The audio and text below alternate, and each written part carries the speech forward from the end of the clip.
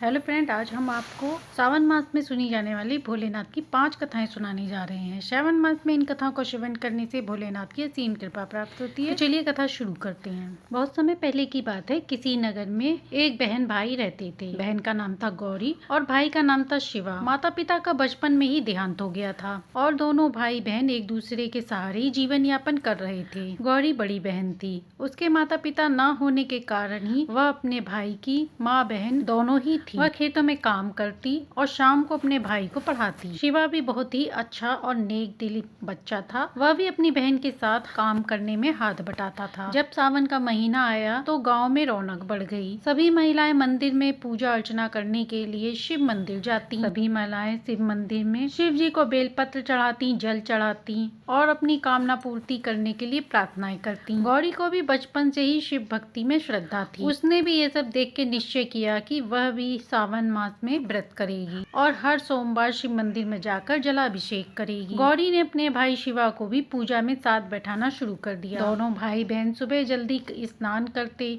उसके बाद बेल पत्र तोड़कर शिव मंदिर पूजा करने के लिए जाते। वह मंदिर में जल चढ़ाते, शिवलिंग के आगे भजन गाते। कुछ दिनों बाद गाँव में बहुत भयंकर बारिश हुई जिससे सभी खेत तबाह हो गए। गौरी की भी सारी फसल बह गई। अब घर में अन्न का एक भी दाना नहीं था, परंतु उसने हार नहीं मानी। वह भूखी रहकर भी अपने भाई को खाना देती। गौरी बोली, भोलेनाथ हमारी परीक्षा ले रहे हैं। वह कहती, तू चिंता मत कर, जब तक तेरी बहन है तब तक तुझे कोई तकलीफ नहीं हो। जब वह अपनी बहन को इस तरह परेशान देखता तो वह भी कहता कि दीदी मुझे खाना नहीं चाहिए, मैं भी उपवास करूंगा। और वह कहता कि मैं भोलेनाथ से प्रार्थना करूंगा कि वह मेरी बहन को कभी दुख ना दे। तभी एक रात सपने में शिवा को भगवान शिव दर्शन देते हैं। शिव जी साधु के रूप में प्रकट होकर उससे कहते हैं, बेटा तेरे और तेरी बहन के प्रेम और त्याग हमें बहुत प्रिय है। कल मंदिर में कन्या के रूप में कुछ शक्तियाँ आएंगी, उन्हें पहचान कर तुम अपने घर ले जाना। ऐसा करने पर तुम्हारी किस्मत बदलने वाली है। सुबह उठकर शिवा ने गौरी को सारी बात बताई। बहन सोचने लगी और कहने लगी कि भोलेनाथ लीला तो करते हैं। अगले सोमवार को जैसे ही दोनों भाई बहन मंदिर पहुंचे, वहाँ बहुत भीड़ थी। वहाँ एक सुंदर कन्या दिखी। उसका तेज तो असीम था पर वह अकेली थी। शिवा ने पहचान लिया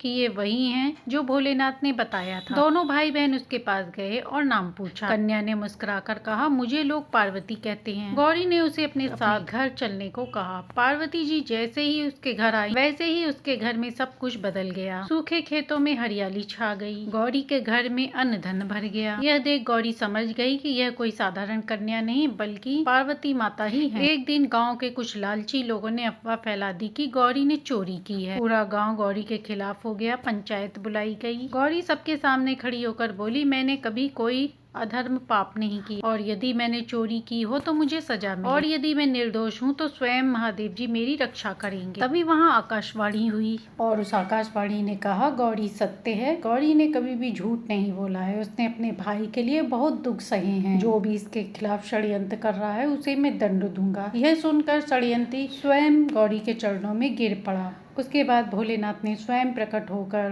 गौरी को आशीर्वाद दिया और कहा कि तूने मेरी भक्ति बहुत श्रद्धा भक्ति भाव से की है, जिससे मैं तुझसे अत्यंत प्रसन्न हूँ। तू जहाँ भी रहेगी लक्ष्मी और अन्न की कभी कमी नहीं होगी और तेरे भाई को एक दिन बहुत ही विद्या प्राप्त होगी जो बहुत बड़ा ज्ञानी बने। और आज के बाद जो भी इस भाई बहन की सावन मास में श्रद्धा भक्ति भाव से इनकी कथा का श्रवण करेंगे उन्हें मैं वही फल दूंगा जिसे मैंने तुझे दिया है। शिवा को एक साधु ने विद्या सिखाई जो आगे चल कर बहुत बड़ा विद्वान बना और गौरी की शादी एक अच्छे परिवार में हुई। हे भोलेनाथ, हे माता पार्वती, जैसे आपने गौरी को दिया वैसी ही कृपा आप अपने सभी भक्तों पर करना। अब सुनते हैं गणेश भगवान की कृपा की कहानी। एक समय की बात है, किसी नगर में पति पत्नी रहते थे। उस किसान की पत्नी बहुत ही श्रद्धालु और गणेश जी की परम भक्त। वह हर गणेश चतुर्थी पर गणेश भगवान की पूजा करती थी, लेकिन उसके पास गणेश जी की मूर्ति खरीदने के लिए पैसे नहीं होते थे। एक बार गणेश चतुर्थी का त्योहार आने वाला था और गांव में सभी लोग गणेश जी की मूर्तियां खरीद रहे थे, लेकिन उसके पास मूर्ति खरीदने के लिए पैसे नहीं थे। वह सोच रही थी कि बिना मूर्ति के पूजा कैसे करूं। वह सोच रही थी कि उसके भाव तो सच्चे हैं। फिर उसे विचार आया कि उसके घर के आंगन में गाय का गोबर है। वह उसे उठाकर लाई और उसी से उसने गणेश भगवान और गौरी माता की मूर्ति स्थापित करी। उसने गोबर से ही दोनों की मूर्ति तैयार करी और उन्हें श्रृंगार और भोग लगाया और घर में जो भी थोड़ा बहुत अन्न था उसी से उसने उनको भोग लगाया। रात में जब किसान की पत्नी सोई तो उसे सपने आया कि गणेश जी उसके घर आए हैं। गणेश भगवान ने उससे प्रसन्न होकर कहा, गौरी, तूने श्रद्धा भक्ति भाव से जो गोबर के गणेश जी गौरा बनाए हैं उससे मैं अत्यंत प्रसन्न हूँ। तेरे घर में अब कभी भी अन्न और धन की कमी नहीं होगी। सुबह जब वो सोकर उठी तो उसने देखा कि आंगन में एक बड़ा सा थैला रखा है। उसमें गेहूं, चावल, दालें और कुछ पैसे भी थे। अब उसके घर में सुख शांति आ गई थी। उसके घर में सब कुछ हो गया था। जब गांव वालों ने ये चमत्कार देखा तो सभी चकित रह गए। जब सबको ये पता चला कि सच्ची भक्ति धन से नहीं मन से होता है।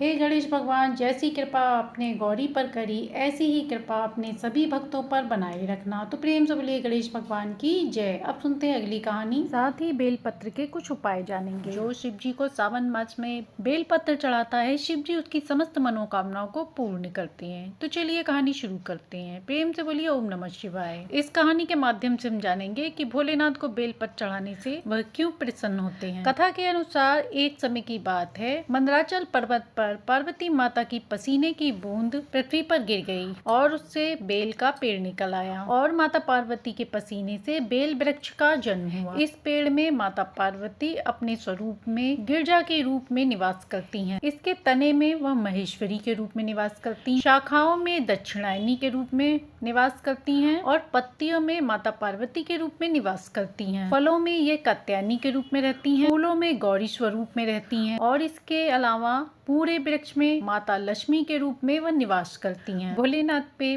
बेलपत्र चढ़ाने से वह अत्यंत शीघ्र ही प्रसन्न होते हैं और अपने भक्तों की समस्त मनोकामनाओं को पूर्ण करते हैं। ऐसा भी मान्यता है कि जो व्यक्ति कहीं तीर्थ यात्रा पर नहीं जा सकता तो वो सामान्य रूप से बेल वृक्ष की पूजा उपासना करे तो उसे उसी तीर्थ यात्रा का पूर्ण फल प्राप्त होता है। और जो भी भक्त श्रद्धा भक्ति भाव से मूल भाग की जल अर्पण करता है, उस पे दीप दान करता है, उस व्यक्ति को समस्त तीर्थों का पुण्य प्राप्त होता है। दूसरी कथा के अनुसार एक बार नारद जी भोलेनाथ की स्तुति करके पूछते हैं, हे प्रभु, आपको प्रसन्न करने के लिए सबसे उत्तम और सुलभ साधन क्या है? आप सहज ही जिससे प्रसन्न हो जाते हैं। फिर भी मेरी ये जानने की इच्छा है। शिव जी बोले, नारद जी, मुझे वैसे तो भक्त के भाव प्रिय हैं, फिर भी आपके प्रश्न करने का उत्तर मैं आपको देता हूँ। मुझे जल के साथ साथ बेलपत्र अति प्रिय है। जो भी भक्त मुझे श्रद्धा भक्ति भाव से अखंड बेलपत्र अर्पण करता है, मैं उसे अपने लोक में स्थान देता हूँ।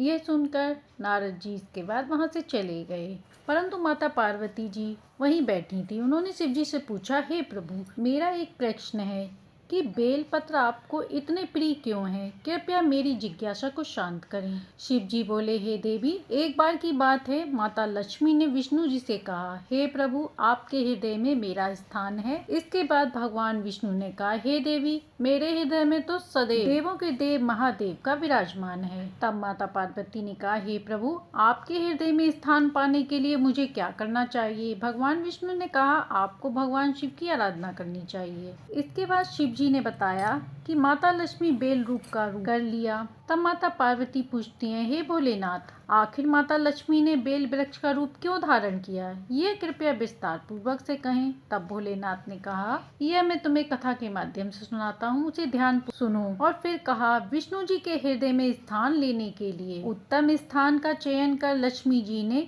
मेरे विग्रह तपस्या आरंभ कर दी। उनकी तपस्या कठोर होती जा रही थी। देवी लक्ष्मी ने शिवलिंग स्थापित कर थोड़ी दूर पर एक बेल के पेड़ का रूप धारण कर लिया और वह उसकी पूजा करने लगी। वह अपने शरीर से एक एक अंग काट कर शिवलिंग पर अर्पण करने लगी। इस तरह महादेवी ने घोर आराधना की। उन्हें मेरा अनुग्रह प्राप्त हुआ और मैं वहां प्रकट होकर उनसे पूछने लगा कि उन्हें क्या चाहिए। लक्ष्मी जी ने मांगा कि हे प्रभु, मैं विष्णु जी के हृदय में स्थान चाहती हूँ। शिव जी बोले, मैंने लक्ष्मी जी को समझाया कि विष्णु जी के हृदय में आपके अलावा कोई और नहीं है। हरि के हृदय में सिर्फ और सिर्फ आप ही निवास करती हैं और करेंगी। यह सुनकर लक्ष्मी जी प्रसन्न हो गई। इससे महालक्ष्मी जी का विकार दूर हुआ। इसके बाद हरि प्रिया भक्ति ने मेरी पूजा करी। पार्वती जी, इसी कारण बेल का पत्ता, फल फूल मुझे अति प्रिय है। मैं निर्जन स्थान पर बेल पत्र का आश्रय लेकर रहता हूँ। बेल पत्र के काष्ठ के चंदन से जो भक्त मेरी पूजा करता है वह भक्त मेरा अति प्रिय हो जाता है। बेल वृक्ष को शिव के समान ही समझना चाहिए। जो बेल के पत्तों पर मेरा नाम लिखकर मुझे अर्पण करता है मैं उसे सभी पापों से मुक्त करता हूँ और उसे स्वयं लक्ष्मी देवी नमस्कार करती हैं। जिस प्रकार माता लक्ष्मी बेल का वृक्ष बनी, बेल के वृक्ष में माता लक्ष्मी का स्वरूप है। जिस स्थान पर बेल वृक्ष होता है वह स्थान काशी के समान माना गया है। घर में बेल का वृक्ष होने से नकारात्मक शक्ति प्रवेश नहीं। बेल में जल अर्पण करने से पितृदोष दूर होता है। शिव जी को बेल पत्र चढ़ाने पर अखंड लक्ष्मी की प्राप्ति होती है। आइए अब बेल वृक्ष के कुछ उपाय जानते हैं। सावन के महीने में बेल वृक्ष की पूजा करने से, उस पे जल अर्पण करने से अखंड लक्ष्मी प्राप्त होती है, शिव जी की कृपा प्राप्त होती है। तो बेल वृक्ष पे दीपदान भी अवश्य करना चाहिए।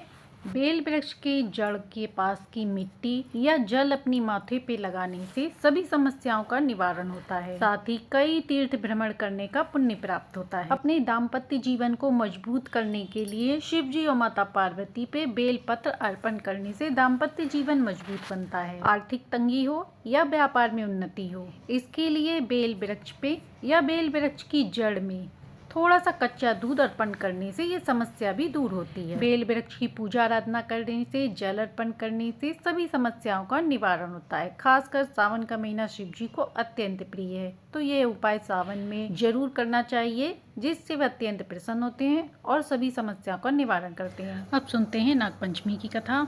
कथा के माध्यम से हम जानेंगे कि क्यों मनाई जाती है सावन माह में नागपंचमी, जिसमें समूची नाग जाति का विनाश तय होता। हजारों सर्प अग्निकुंड में गिरे। तक्षक जैसे महाबली नाग भी मृत्यु के मुख में थे और तभी एक तपस्वी बालक ने वहां यज्ञ दिया। लेकिन क्यों?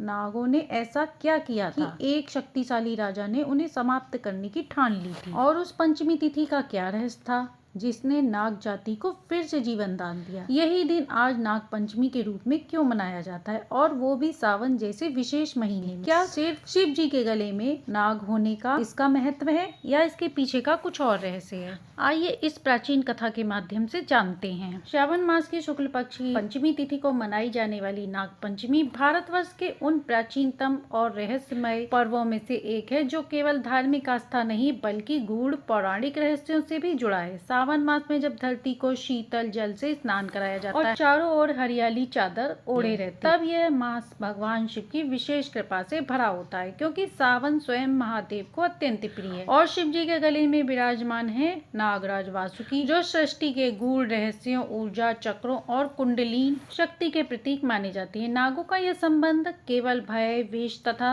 यहाँ तक सीमित नहीं बल्कि वे वेदों, पुराणों और योग के आध्यात्मिक रहस्यों में गहराई से जुड़े हैं। विशेष रूप से नाग पंचमी का पर्व, जो श्रावण शुक्ल पक्ष की पंचमी तिथि को उत्सव के रूप में मनाया जाता है, इसके पीछे एक रहस्यमयी कथा है जो राजा परीक्षित तथा तक्षक नाग से जुड़ी है। महाभारत के युद्ध के बाद जब पांडवों ने राज्य त्याग दिया, तब अर्जुन ने पुत्र अभिमन्यु, जो चक्रव्यूह में वीर गति को प्राप्त हुए थे, उनके पुत्र परीक्षित श्री कृष्ण जी की कृपा से गर्भ में ही ब्रह्मास्त्र से सुरक्षित रहकर जन्मे थे। वे धर्म, नीति और शौर्य के प्रतीक थे और उन्होंने हस्तिनापुर के सिंहासन पर आरूढ़ होकर अश्वमेध यज्ञ कर चारों दिशाओं में विजय का पताका फहराया था। एक दिन वे वन में शिकार के लिए गए। वहां अति प्यास और भूख से व्याकुल थे। उन्होंने एक तपस्वी ऋषि शमीक के आश्रम में शरण ली। ऋषि गहन तपस्या में लीन थे। परीक्षित ने उन्हें बार बार संबोधित किया, किंतु कोई उत्तर नहीं मिला। उन्हें भ्रम हुआ कि ऋषि जानबूझकर मौन है और इसने इनके क्षत्रिय अहंकार को ठेस पहुँचाया। उन्होंने एक मृत सांप को उठाकर ऋषि के कंधे पर रख दिया और वहां से चले आए। जब ऋषि श्रृंगी, जो स्वयं बालक थे किंतु तप से पूर्ण थे, उन्होंने यह अपमान सुना तो वे कुपित हो गए और क्रोध से उन्होंने श्राप और कहा, जो राजा मेरे पिता के गले में मृत सर्प रख कर गया है उसे 7वें दिन नाग डसेगा और उसकी मृत्यु होगी। जब शमीक ऋषि को यह ज्ञात हुआ तो वे अत्यंत खिन्न हुए। उन्होंने परीक्षित को संदेश भेजा कि पुत्र के अज्ञान से दिया गया यह श्राप अटल है, इसे टाला नहीं जा सकता। राजा परीक्षित यह जानकर न डरे न भागे, बल्कि इन्होंने गंगा पर जाकर भगवत गीता कथा का श्रवण आरंभ किया। 7 दिनों तक महान संत शुक्रदेव जी ने उन्हें मोक्ष की अमृत कथा सुनाई और जब 7वां दिन आया, तक्षक नाग ब्राह्मण का वेश लेकर वहां पहुंचा और अंततः राजा को डस लिया, जिससे उनकी मृत्यु हो गई। किंतु यह मृत्यु सांसारिक नहीं वरन ईश्वर को समर्पण की अवस्था में प्राप्त हुई थी। उस समय जब राजा का अंत हुआ, तक्षक नाग का नाम समस्त ब्राह्मणों और राजाओं में व्याप्त हो गया था और यही दिन श्रावण शुक्ल पक्ष की पंचमी का था, जिसे बाद में नाग पंचमी के नाम से स्मरण किया जाने लगा। किंतु कथा यहीं समाप्त नहीं होती। परीक्षित के पुत्र जन्मेजय को जब यह ज्ञात हुआ तो उन्होंने प्रतिशोध की अग्नि में जलते हुए सर्प यज्ञ सर्प सत्र का आयोजन किया, जिसमें मंत्र बल से समस्त नागों को बुलाया गया और अग्नि में हजारों नागों की आहुति हो गई। हजारों नागों के जल जाने से नागलोक में हाहाकार मच गया। तब नागों की रक्षा के लिए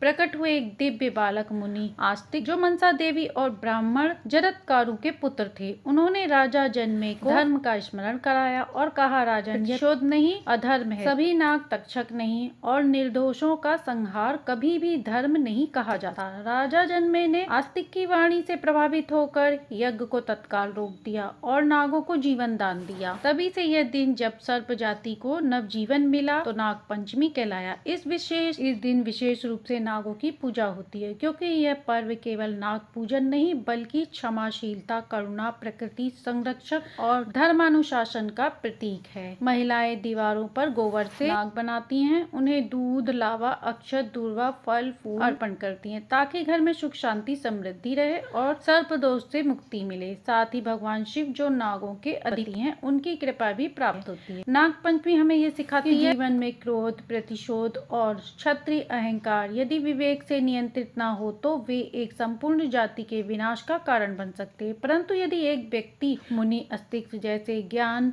ब्राह्मण की वाणी और एक सुखदेव जी जैसे संत की कथा आत्मा में उतर जाए तो मनुष्य मृत्यु को भी मोक्ष में परिवर्तित कर सकता है। नाग पंचमी केवल एक पौराणिक पर्व नहीं बल्कि यह हमें आत्मचिंतन, तप, क्षमा और प्रकृति से जुड़ने की प्रेरणा दी है। यही कारण है कि आज भी जब नाग पंचमी आती है तो लोग तक्षक नाग, राजा परीक्षित, श्रृंगी, जन्मेजय और मुनि आस्तिक को स्मरण करते हैं और कहते हैं, हे नागराज, हमारी रक्षा करो, हे शिव, हमें विवेक दो, हमें धर्म के मार्ग पर अड़िग रहने की शक्ति दो। हमारे शास्त्रों में वर्णित है कि नाग देवता केवल विषैले जीव हैं, अपितु वे कुंडलिनी शक्ति के रूप में हमारे भीतर भी विद्यमान है। योग और तंत्र परंपरा में नाग को जागरना ही आत्मद्वार की यात्रा है। इसी प्रकार शेष नाग, वासुकी, तक्षक, कारकोटक, अनंत आदि नागों का उल्लेख गरुड़ पुराण में दिया गया है। नाग पंचमी के दिन इन नामों का स्मरण करने से सुख सौभाग्य में भी वृद्धि होती है। श्रावण मास में जब देवताओं का जागरण होता है और भगवान शिव तांडव मुद्रा में होते हैं, उस समय सर्प पूजा का महत्व और भी बढ़ जाता है। यही कारण है कि नाग पंचमी पर स्त्रियां व्रत करती हैं, गोबर से आकृति बनाकर उनकी पूजा करती हैं, क्योंकि यह माना जाता है कि जो इस दिन नागों की पूजा करता है उसे सर्पदंश का भय नहीं होता तथा उसके जीवन में कई विषैले संकट भी नहीं होते। इतना ही नहीं, नाग पंचमी की पूजा कुंडली के काल सर्प दोष से भी मुक्ति का मार्ग बनती है। जिन व्यक्ति की कुंडली में राहु और केतु के सारे ग्रह दोष होते हैं उन्हें काल सर्प दोष कहा जाता है। इस दोष से पीड़ित व्यक्ति को जीवन में अनेक कठिनाइयों का सामना करना पड़ता है। इसलिए इस दिन नाग पूजन करने से काल सर्प योग की शांति की जा सकती है। कुल मिलाकर नाग पंचमी केवल एक धार्मिक उत्सव नहीं बल्कि यह एक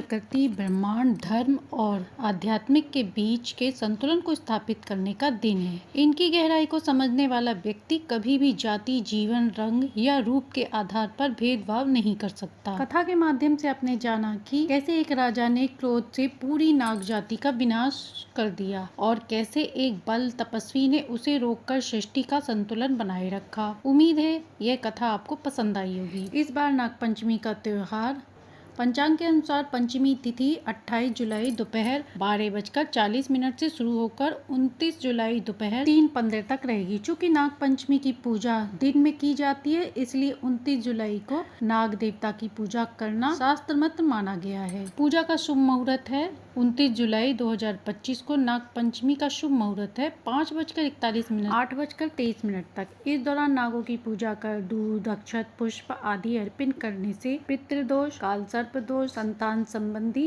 बाधाओं से मुक्ति मिलती है। इस दिन व्रत और पूजा का विशेष पुण्य फल बताया गया है। आशा है कि आपको ये कहानी और जानकारी अच्छी लगी होगी। यदि अच्छी लगी हो तो लाइक एंड सब्सक्राइब करें।